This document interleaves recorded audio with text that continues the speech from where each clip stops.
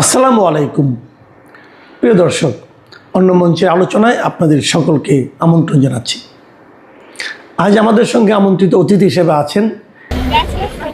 Gate খুলতে তখনও ঘণ্টাখানেক বাকি, কিন্তু রাজধানীর ভারতীয় ভিসা আবেদন কেন্দ্রের সামনে অপেক্ষা শুরু হয়েছে আরও আগে। সুপ্রিয় দর্শক, সাজ্জাদ কাদেরের প্রীতি নিন, শুভেচ্ছা নিন। এই মুহূর্তে একটা স্লোগান দিতে চাই, দিল্লি না ঢাকা, সব আওয়াজ ফাঁকা ফাঁকা। কি প্রসঙ্গে এই স্লোগানটা দিলাম বুঝতেই পারছেন। গত কয়েকদিন ধরে একটা আলাপ যে ভারতীয় ভিসা চালু হওয়ার সাথে সাথে যেন এক হাহাকার শুরু হয়ে গেছে ভিসা সেন্টারের সামনে, দীর্ঘ লাইন। যে বাংলাদেশের জনগণ দিল্লি না ঢাকা স্লোগান দেয়, ভারত বিরোধী তারা জিগির তোলে, তারাই ভারতীয় ভিসা সেন্টারের সামনে দীর্ঘ লাইন দিচ্ছে। ভেবে দেখুন তো, যে দেশের সাথে দীর্ঘ 2 বছর ধরে কূটনৈতিক সম্পর্কে এক ধরনের বরফ জমেছিল, যে দেশের বিরুদ্ধে সামাজিক যোগাযোগ মাধ্যমে দিনের পর দিন চলেছে তীব্র বয়কট ইন্ডিয়া ক্যাম্পেইন, হঠাৎ মাত্র 24 ঘন্টার ব্যবধানে সেই দেশের ভিসার জন্যই লাইন দাঁড়িয়ে গেল মাইলের পর মাইল। হ্যাঁ, অবাস্তব শোনালেও এটাই এখন নির্মম বাস্তবতা। দীর্ঘ 2 বছরের তীব্র অপেক্ষা আর স্থগিতাদেশের পর ভারত যখনই বাংলাদেশের সাধারণ মানুষের জন্য পুনরায় ট্যুরিস্ট বা পর্যটন ভিসা চালু করলো, ঠিক তখনই পুরো বাংলাদেশ জুড়ে যেন এক সুনামি বয়ে গেল। মাত্র 24 ঘন্টার মধ্যে জমা পড়েছে, প্রথম 24 ঘন্টার কথা বলছি, কয়েকদিন হয়ে গেছে ইতিমধ্যে, গত রোববার থেকে বা সোমবার থেকে পূর্ণোদ্যমে ভিসা আবেদন নেওয়া শুরু হয়ে গেছে। এতক্ষণে কয় লক্ষ ভিসা আবেদন পড়েছে সেটি রীতিমতো হিসেবের ব্যাপার। যেটি বলছিলাম যে প্রথম 24 ঘন্টায় প্রায় 1.5 লাখের কাছাকাছি, 1,40,000-এরও বেশি ভিসার আবেদন। ঢাকার যমুনা ফিউচার পার্কের সামনে কিলোমিটারের পর কিলোমিটার জুড়ে মানুষের যে দীর্ঘ সরপিল লাইন, তা দেখে থমকে গেছে আন্তর্জাতিক বিশ্লেষকরাও।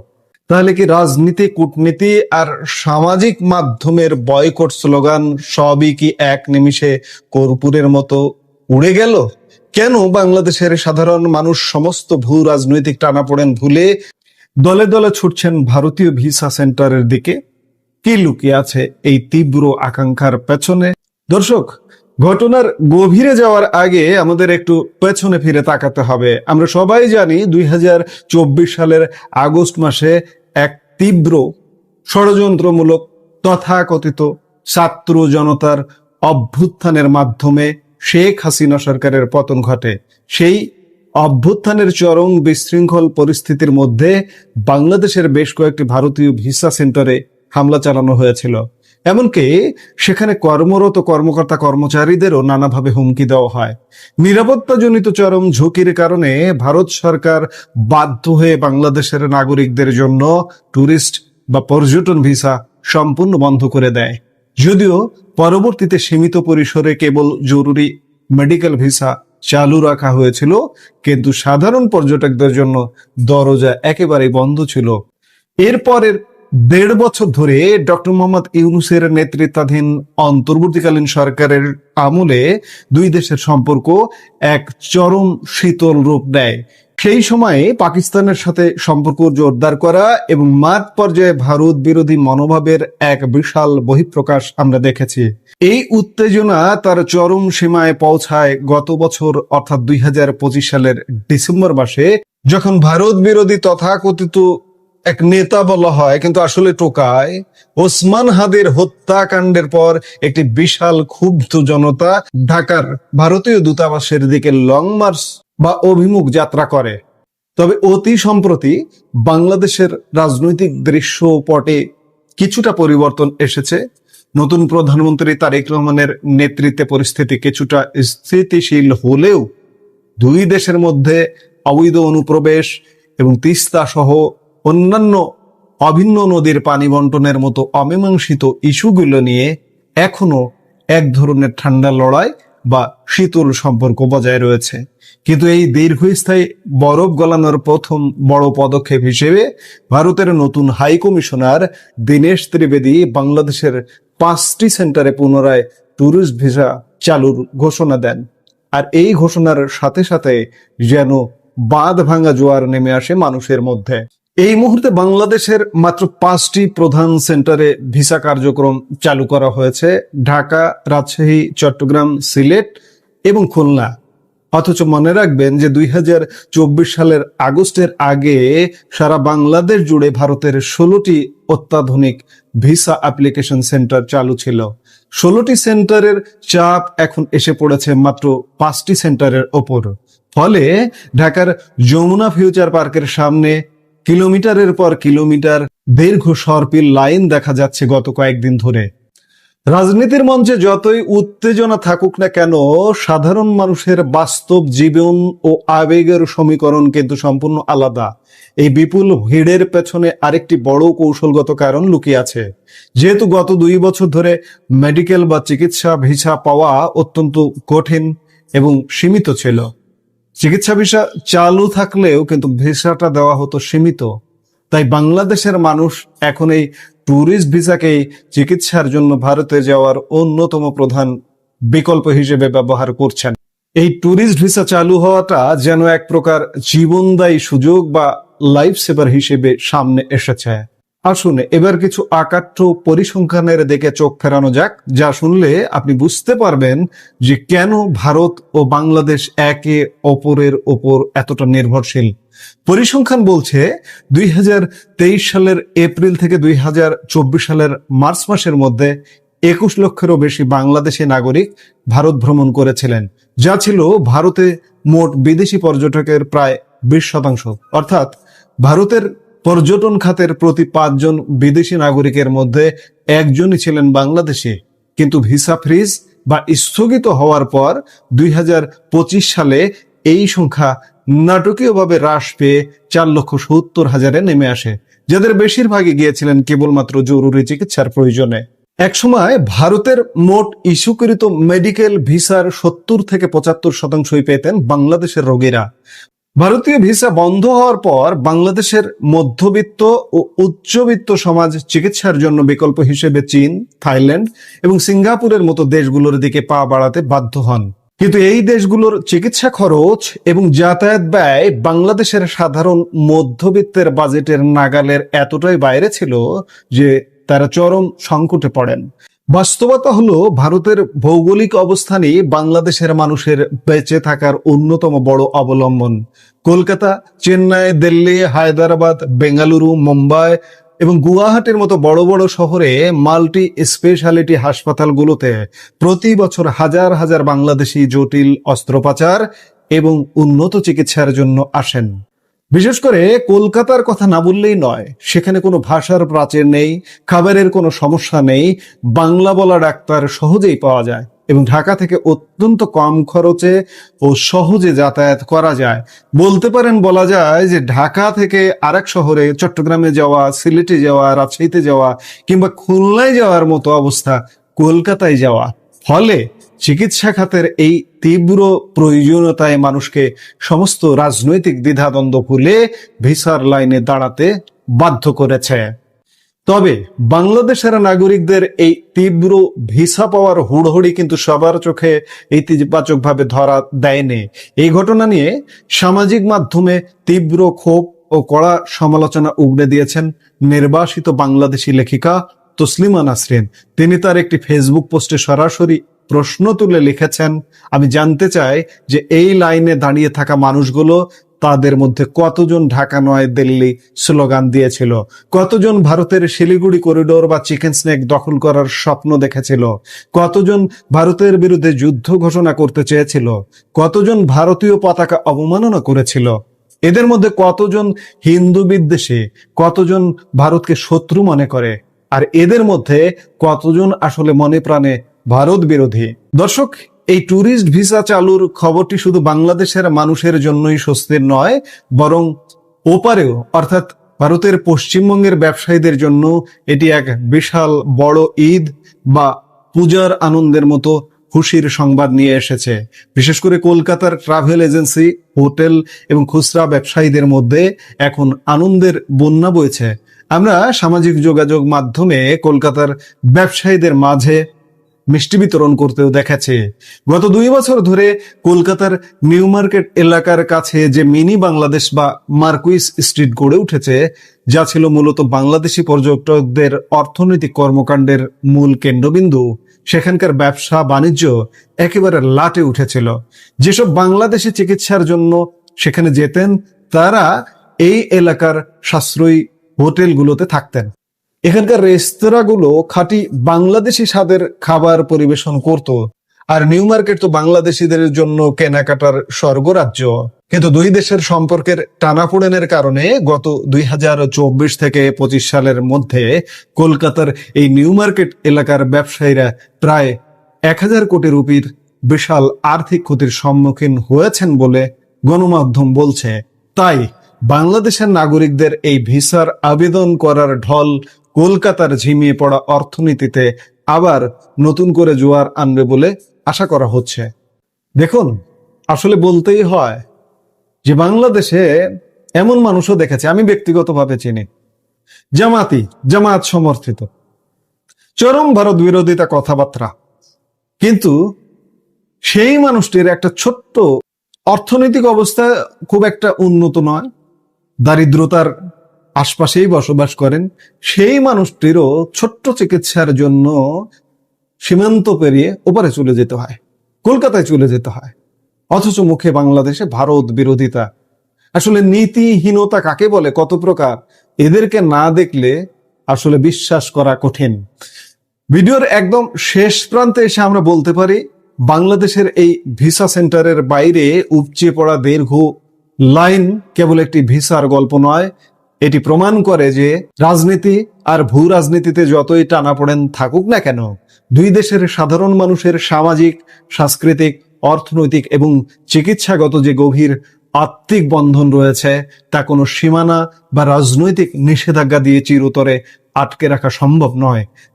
দুই দেশের বরফ গলা সম্পর্কের এই নতুন অধ্যায় আগামী দিনে কেমন রূপ নেয়, সেটাই এখন দেখার বিষয়।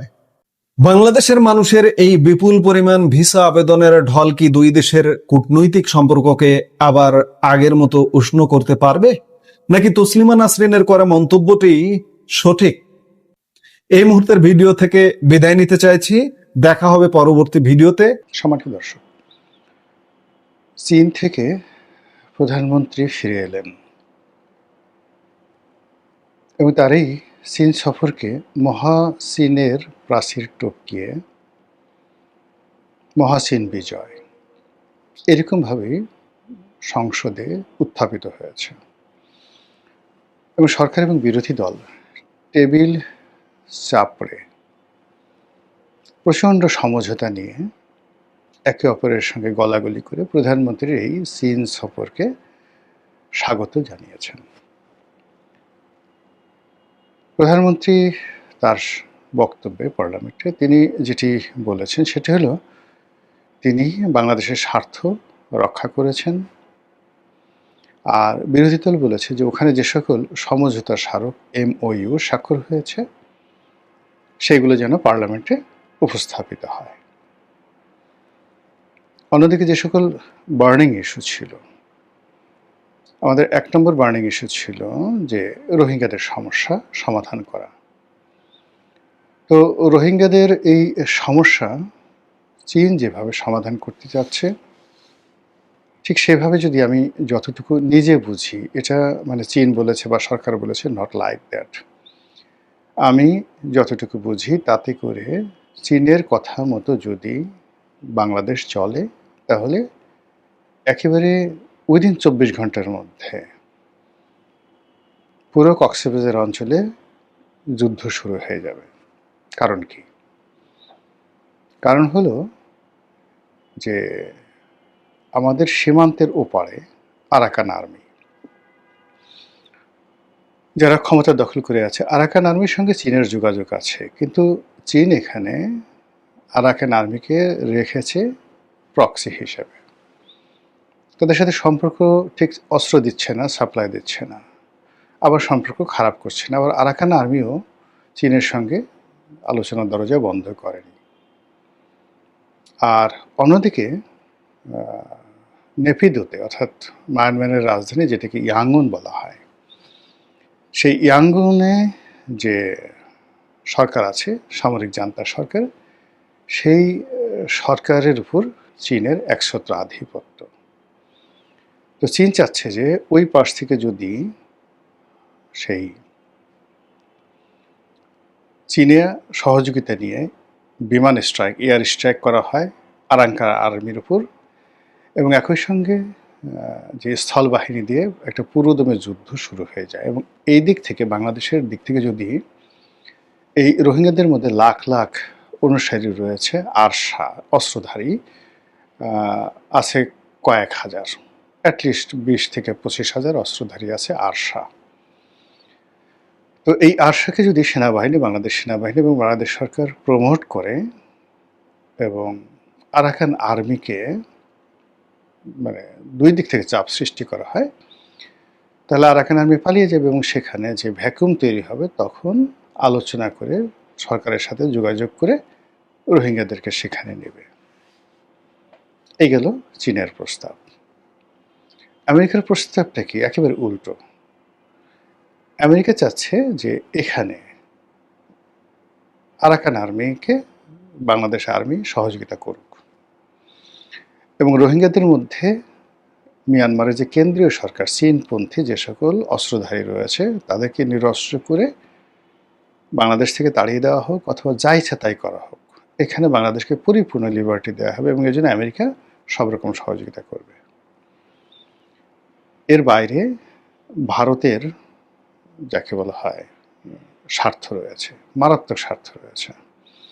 তো তাদেরও মানে প্রচণ্ড রকম চাপ রয়েছে বাংলাদেশের উপরে।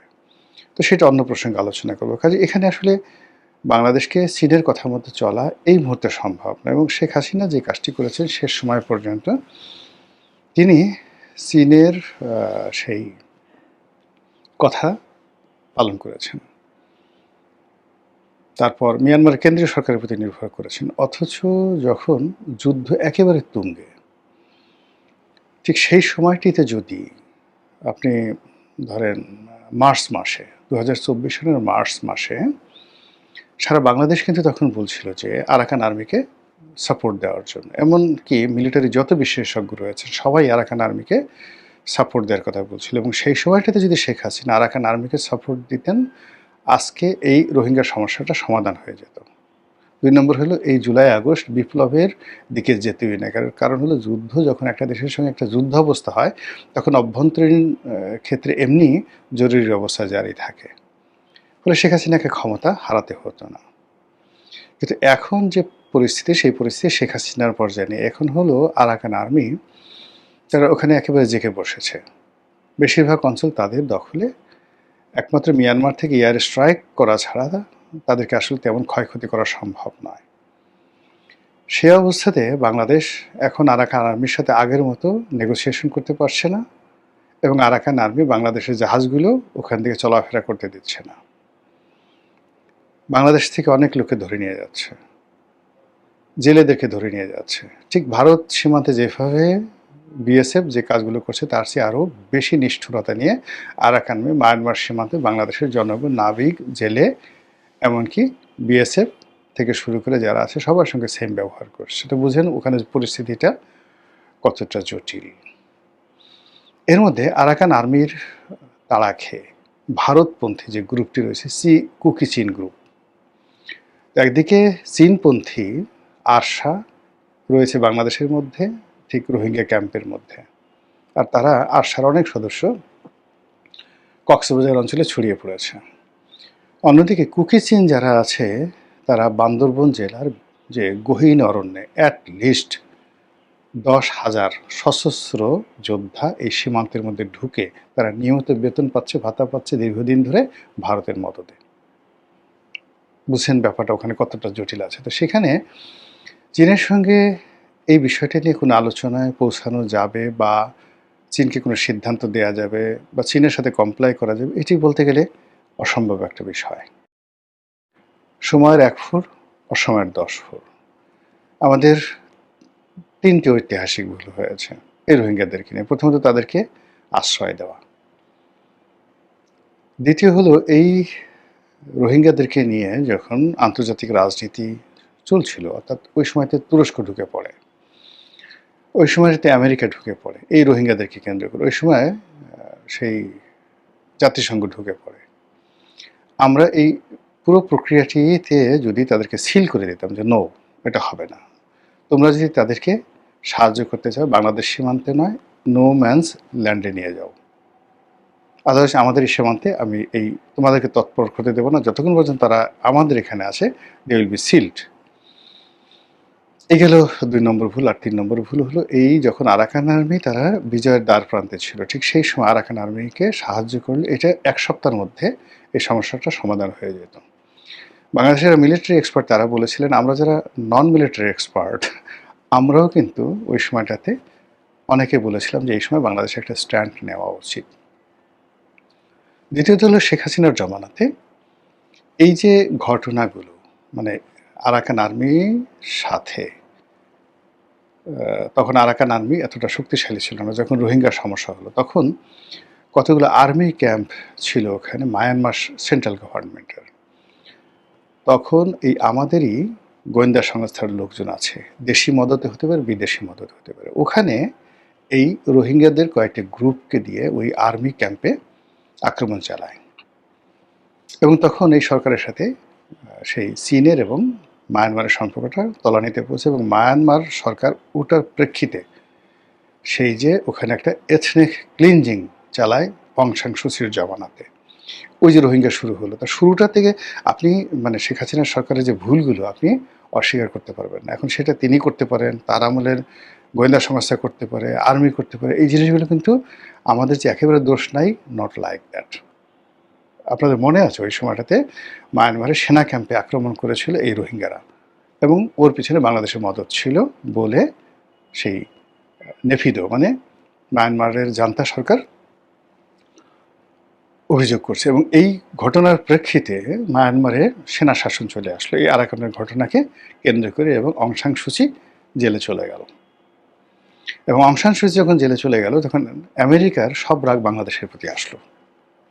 এই যে শেখ হাসিনার বিরুদ্ধে তাকে উচ্ছেদ করার যে রাগ, এই রাগটা আসলো এই কারণে যে এই যে মিয়ানমার ক্রাইসিস, রোহিঙ্গা ক্রাইসিস, এটা তো অং সান সু চির গণতান্ত্রিক সরকার যার প্রতি আমেরিকার ছায়া ছিল, এই পুরো সমস্যাটা সৃষ্টি হয়েছে আওয়ামী লীগ জমানাতে। এই কারণে তারা এই যে রোহিঙ্গাদেরকে ওখানে মায়ানমার সরকারের বিরুদ্ধে লাগিয়ে দেওয়ার কারণে কি হলো, সেখানে গণতান্ত্রিক প্রক্রিয়া চলে গেল, আর্মি চলে আসলো, চীনের আধিপত্য প্রতিষ্ঠা হয়ে গেল। ফলে বুঝেন বিষয়টা কতটা জটিল হয়ে ক্ষীর হয়ে গেছে, এবং এখন এটা কোন অবস্থার মধ্যে আসে। এগুলো একটা। দ্বিতীয় যে সমস্যাটা শেখ হাসিনা জমানাতে হয়েছিল, তিস্তা প্রকল্প। তিস্তা পানি চুক্তি হবে ভারতের কেন্দ্রীয় সরকারের সাথে, কিন্তু পশ্চিমবঙ্গের মমতা ব্যানার্জির সাহায্য লাগবে। কিন্তু মমতা ব্যানার্জির উপর আমেরিকার ডিপ স্টেটের একটা ছায়া ছিল। এইবার প্রথম এই মমতা ব্যানার্জি সেই আমেরিকান ডিপ স্টেটে থাকা সত্ত্বেও মমতা ব্যানার্জি আউট হয়ে গেল।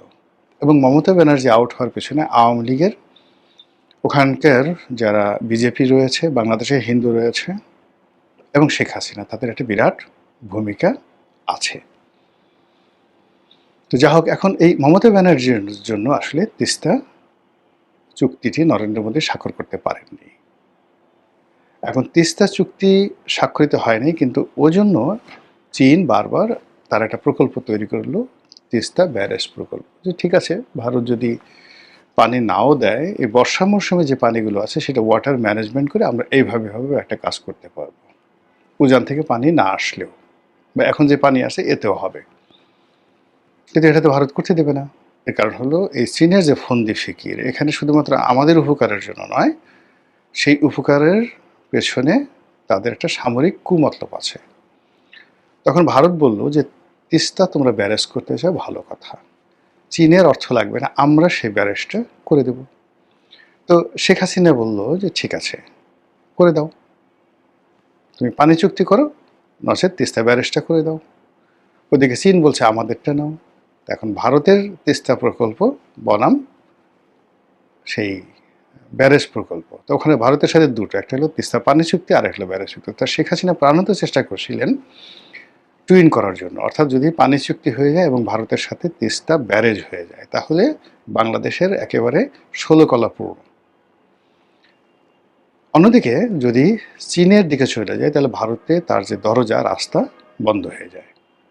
চীনের মূল যে ক্যারেক্টারিস্টিক সেটা হলো চীন কখনোই কারো পার্মানেন্ট বন্ধু নয় এবং কারোর সঙ্গে টাকার বাইরে, অর্থের বাইরে, ব্যবসা বাণিজ্যের বাইরে সে কোনো চিন্তাই করে না। কাজী শেখ হাসিনার তো পলিটিক্যাল শেল্টার দরকার, সামটাইমস অর্থ দরকার, লজিস্টিক সাপোর্ট দরকার, গোয়েন্দা সাপোর্ট দরকার, রয়ের সাপোর্ট দরকার, মোসাদের সাপোর্ট দরকার, সিআইএর সাপোর্ট দরকার। তো এই কম্প্যাক্ট যে সলিউশন এটা তাকে নরেন্দ্র মোদী বা দিল্লি দিতে পারত, কিন্তু চীন বা পাকিস্তান কিংবা আমেরিকা, চীন অর্থ দেবে, পাকিস্তান দুষ্ট বুদ্ধি দেবে, আর আমেরিকা মাতব্বরি করবে। এটা দিয়ে শেখ হাসিনা পারছিল না, আর না পারার কারণে চীনের সাথে সর্বশেষ তার সম্পর্কটা নষ্ট হয়ে যায়। এই অবস্থাতে মানে শেখ হাসিনা চলে গেলেন, আর আমাদের এই গত 2 বছরে যত সমস্যা, সেই সমস্যা আগে যা ছিল শেখ হাসিনার জমানাতে তার চেয়ে আরও 10 গুণ বেড়ে গেছে। তিস্তার সমস্যা বেড়ে গেছে, চীনের সাথে সম্পর্ক জটিল হয়ে গেছে, ভারতের সাথে সম্পর্কের দরজা বন্ধ হয়ে গেছে, আমাদের যতটুকু অর্থনৈতিক সঙ্গতি আছে সেটা বন্ধ হয়ে গেছে, আমেরিকার সাথে সম্পর্কটা নষ্ট হয়ে গেছে। মধ্যেগণে ইনুস, এনসিপি, জামাত তারা যে একটা জটিল পরিস্থিতি সৃষ্টি করেছে পুরো রাজনীতির অঙ্গনে, এখন কি যে হচ্ছে কেউ বলতে পারবে না। নো বডি ইজ হ্যাপি, কেউ সুখী নয়। এখানে শিয়ালেরা বাঘের মতো হুঙ্কার দিচ্ছে, বাঘেরা ছাগলের মতো ভ্যা ভ্যা করছে, ছাগলেরা সিংহের গর্জন দিচ্ছে। দেশে এলো কলিকাল, ছাগলে চাটে বাঘের গাল। এখানকার রাজনীতিতে মরীচিকা চলছে, আমরা বুঝতে পারছি না যে মরুদ্যান কত দূর, পানি কোথায় আছে, আমাদের প্রাণ কোথায় আছে, ভ্রমরা কোথায় আছে। কিন্তু আমরা এই মনে হয় যে এখানে গেলে আজকে আমরা সেই এই কাজ করলে উন্নতি লাভ করতে পারবো। যে আমাদেরকে, আমরা এতটা বিপদে, যে আমাদেরকে আশ্বাস দিচ্ছে আমরা সঙ্গে সঙ্গে তাকে বিশ্বাস করছি। তো এর প্রেক্ষিতে প্রধানমন্ত্রী যখন মালয়েশিয়া গেলেন, সবাই ধারণা করলেন যে মালয়েশিয়াতে যাওয়ার সাথে সাথে বিরাট একটা শ্রমিকের ওয়ার্ক অর্ডার তারা পাবেন, 20 লাখ বা 10 লাখ শ্রমিক নেবে, 5 লাখ শ্রমিক নেবে, এরকম একটা অর্ডার। বাংলাদেশ খুশিতে আনন্দে বন্যা বইবে। এরপর যখন চীনে গেলেন, চীন থেকে বিমান কেনা হবে, ভারত ভয়ে থরথর করে কাঁপবে, পাকিস্তানের সাথে সম্পর্ক ভালো হবে, তিস্তা ব্যারেজ তৈরি হয়ে যাবে, এবং চীন সরকারের পিছনে দাঁড়িয়ে বলবে যা ইচ্ছে তাই করো, আপনাদেরকে আমরা ব্ল্যাঙ্ক চেক দিয়ে দিলাম, কোনো ভয় ডর নেই, কেউ আপনাকে, আওয়ামী লীগ কিছু করতে পারবে না, ভারত কিছু করতে পারবে না, আমেরিকা কিছু করতে পারবে না, আমরা আপনার সঙ্গে আছি। কিন্তু দেখা গেল দুটো সফরই আনাকুম জানাকুম, ইট ওয়াজ মোর দ্যান নাথিং। ইংরেজিতে যদি বলি, ইট ওয়াজ মোর দ্যান নাথিং, মানে বোগাসবো, কোনো কিছু না হওয়ার চাইতেও, মানে যদি অথর্ব কোনো কিছু থাকে সেটাকে বলা হয় it is more than nothing.